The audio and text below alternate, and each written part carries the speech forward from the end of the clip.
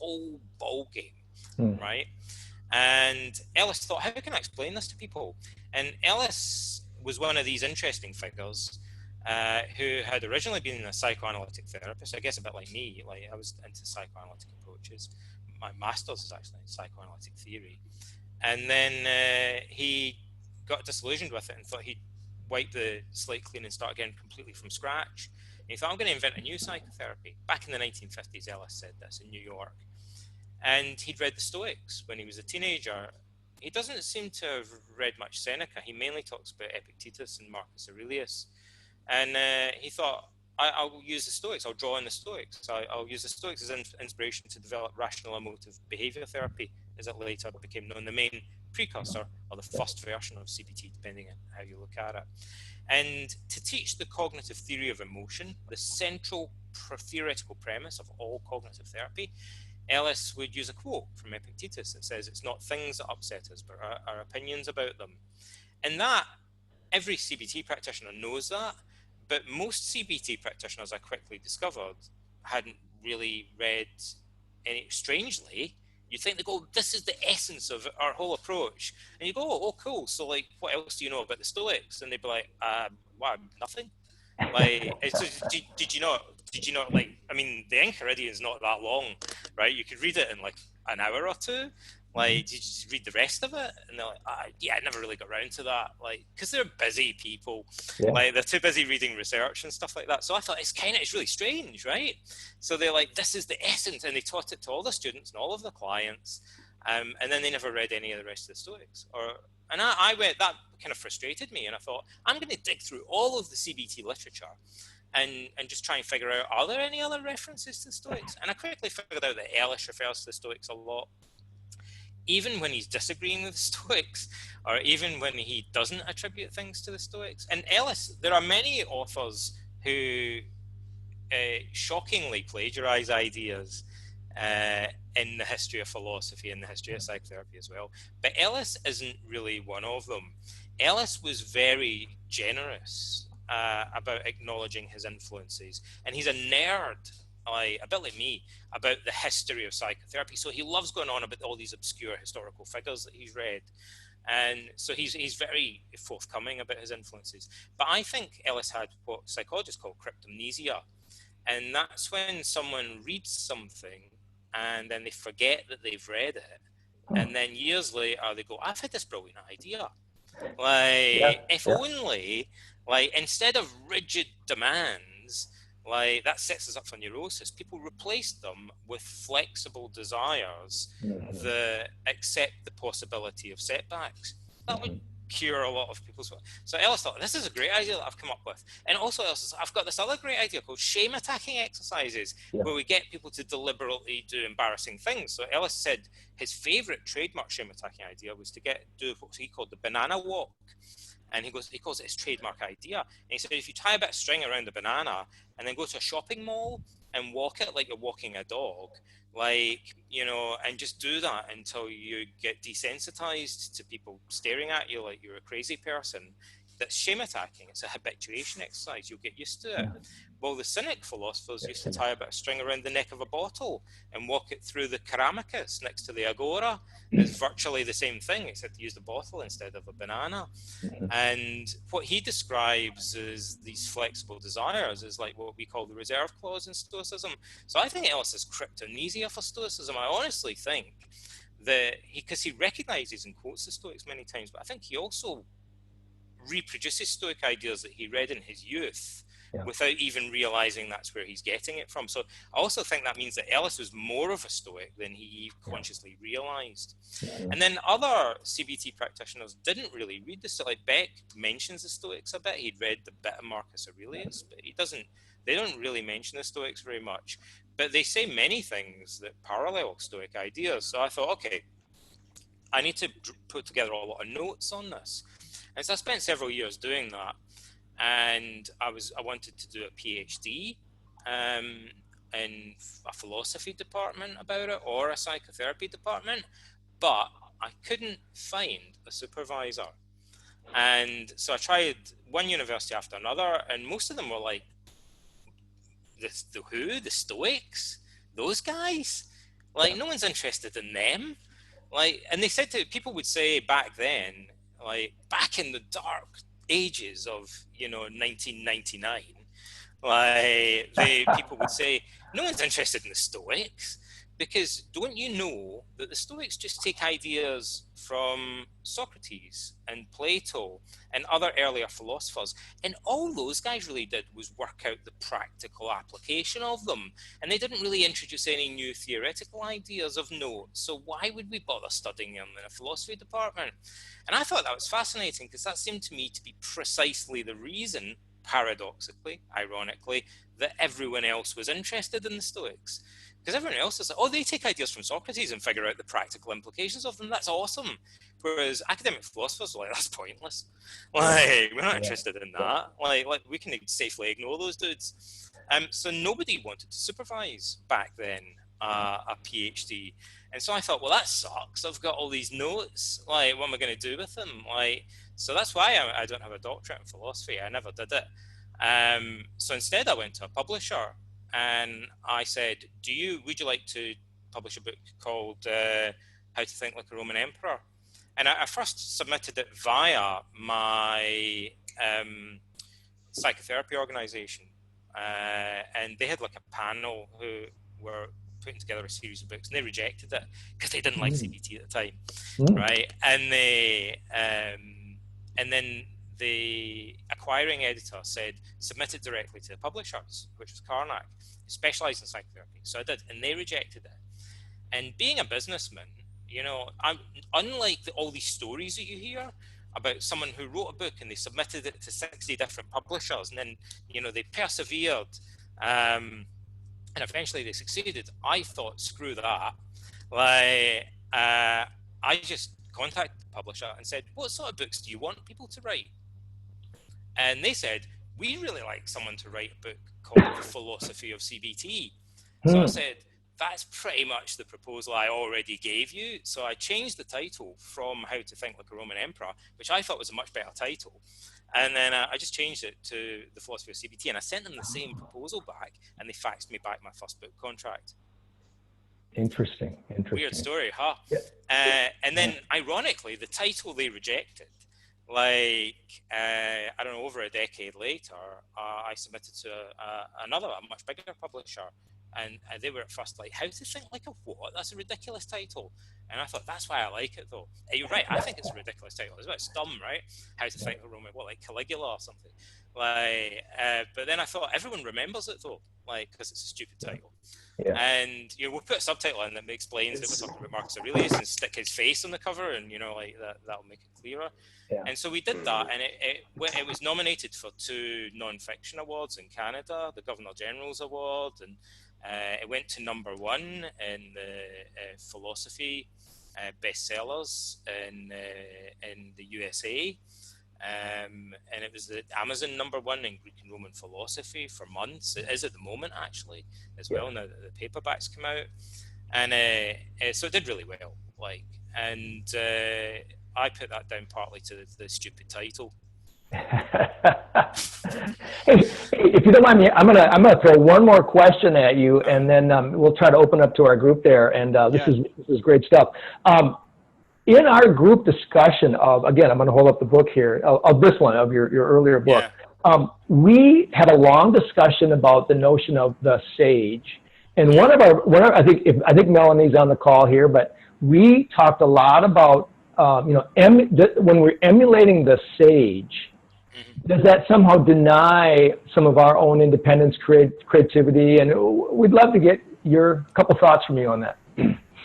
I think, the sage comes from within, right? The sage doesn't exist. So the Stoics, I'll tell you, one of the things that I like about the Stoics is that they're not called the Zenonians. That's one of my favorite things about the Stoics. Because originally they were called the Zenonians, right? And I like this for 2 reasons. Number 1, it would really suck, if we had to tell people that that's what we were into, because they would totally think it was a cult or something. Yeah. It sounds like the Venusians or the Martians or something like that. They think we were invading in UFOs if we were called Zenonians, right? Yeah. So number 1, it just is not a good name. And then number 2, other schools of Hellenistic philosophy were named after the founders or other schools of classical Greek philosophy. So the Pythagoreans, the Epicureans, the Aristotelians were named after their founder. And not all of them, but some of them were. And so the Stoics originally did that. And then at some point early on, they went, no, we're going to rename ourselves after the place where we meet, the Stoa Poikile, which is in Athens. You can go and check it out. It's just a bunch of rubble now, actually, but there's still the ruins are there. And there's paradox within paradox. Zeno was like a beggar and he taught there, but the Stoa Poikile, by the way, was a fancy building. It was like an art gallery. It was like a prestigious public building. So, and also it was the beginning of, it was where people set off to go on pilgrimage to be initiated at the Temple of Demeter, where I was today, Elefsina, for the Eleusinian mysteries, right? So the Stoic school had all this symbolic cultural significance. But the reason I think they dropped the name is because the Stoics didn't believe that there was any living sage, unlike the Pythagoreans and the Epicureans, who totally believed that their founders, respectively, were godlike, enlightened guru figures, and they worshipped their image, they memorized verbatim their sayings, and the Stoics didn't do that. Zeno said, no, this isn't a religion, it's a philosophy. You guys have to think for yourselves, and like, we're using the Socratic method, right? And like, I reckon if we use this method, we'll end up in agreement, right? But it's not, Stoicism, although it's called a dogmatic philosophy, it has dogmata or principles. It's not dogmatic in the modern sense of the word of being doctrinaire. Like, you don't come to the school and you have to believe this and that. Like, you know, you do the Socratic method, and if you end up agreeing with us, then you can hang out with us and be a member of the school. And if you disagree with us, go off and do your own thing and join another school. Like, we're all free thinkers here, basically. It's based on reason, and none of us are perfect. And Seneca, centuries later, I think, I would speculate, Seneca, in one of his letters to Lucilius, in my mind, probably explains something I think Zeno said to his students. So Seneca says to Lucilius, I am not like a physician and you the patient. I'm not an expert handing down doctrines to you. Rather, I'm like a patient who's been in treatment for a bit longer than you have, and you're in the hospital bed beside me, and we're just shooting the breeze, and I'm just telling you about how my treatment has been going that I've had a bit more experience of. And I think this is more like the peer support rather than guru-student model that existed in the early Stoic school. The Stoics were kind of free to disagree with one another, because Zeno did not claim to be an enlightened sage, and the Stoics didn't really think there ever had been one. They weren't sure about Socrates. They thought he's pretty close, and maybe Diogenes the Cynic in a sense, but essentially they said the sage is as rare as the Ethiopian phoenix, which according to legend was born every 500 years. So I think this is really just a metaphor for saying there isn't really one, right? It's made up. Like, the sage is the Stoic equivalent on an individual level of what a utopian society would be on a collective level. So ancient philosophers often wrote utopian texts, like Plato's Republic or Zeno's Republic was a utopian vision.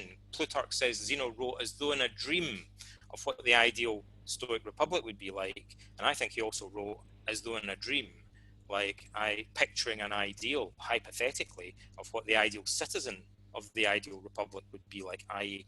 an enlightened sage. But that's something that we dig within ourselves to uncover. It comes through the Socratic method. It's by questioning ourselves, each and every one of us individually, that we tap into that vision of what the ideal sage would be. And the Stoics believe that we'll end up, if we dig deep enough, arriving at a consensus about it, but it comes through reflective use of reason rather than through handing down dogmas in a doctrinaire fashion.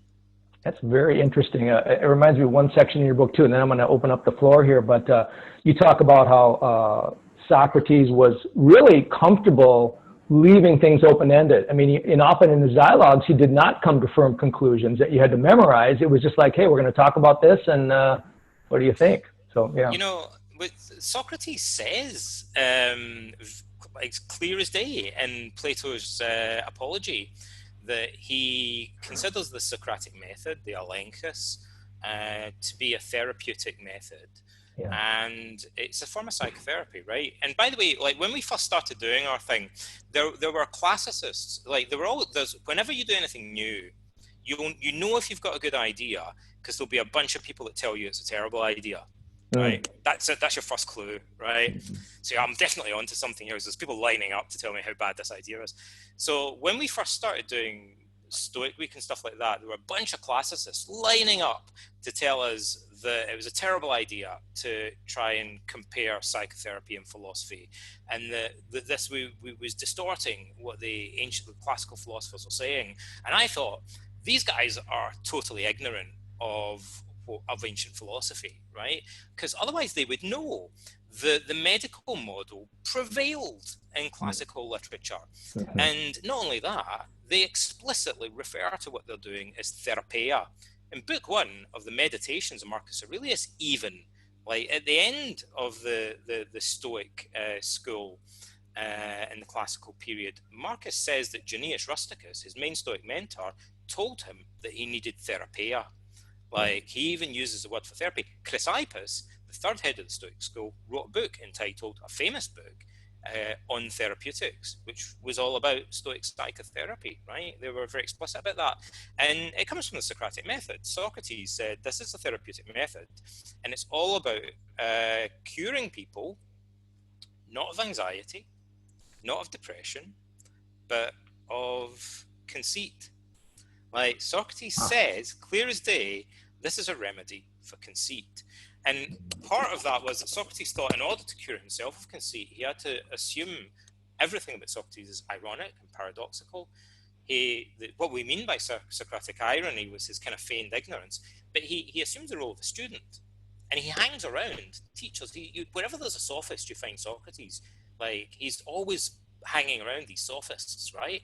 Because he likes to be in with the students, asking lots of questions. And Socrates was such a good student, he ended up being more enlightening than the teachers. His questions were better than their answers, right? And that's the miracle or the paradox of Socrates. But he asked these questions and cast himself in the role of student, partly because he realized it was a way of sidestepping conceit. And avoiding the arrogant corner the sophists had painted themselves into by assuming the role of expert, or as Seneca says, like the role of a physician, like handing out prescriptions. He really exemplifies what they call in Zen the beginner's mind. Yeah, absolutely. Always a beginner. So thank you. That's wonderful. Hey, I wanna make sure we can just take a breath here for a second, and then we've got a large group listening very, very patiently, and I'm going to change to my gallery view. Gabe, did we have any hands up there, or any questions that people wanted to just a reminder, if you have a question, please raise your hand in the participant window. Otherwise, it'll be Tim and I asking questions here. So we're hoping you have some yourself. So I'll start real quick, and it looks like Rajani right afterwards. So Donald, you just mentioned a couple works by Zeno, Cleanthes, and as you know, most of their works and all of Stoic works have been lost to time. So if you have found a magic genie and could get any single work or works back, which one would you most be interested in? I want to. I'm going to be greedy.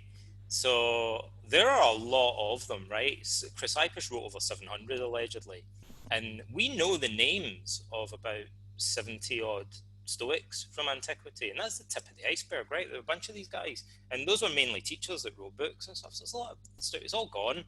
Like, we have like a tiny fragment, although it's quite possible we have the creme de la creme. Like, it may be the reason these books survived because they were the best ones, perhaps. Like, if we, from some of the fragments that we have of some of the other ones, they do look kind of dry by comparison, incidentally. I'd want Zeno's Republic, because that's like the basis of everything. Like, it's the foundation of Stoicism, probably. It's a transition between cynicism and Stoicism. So I'd like to see what's actually in Zeno's Republic. We know a few bits about Plutarch. Tells us some things about it. I mean, we've got a few other authors give us these kind of loosey-goosey interpretations of it. And the other thing I'd like is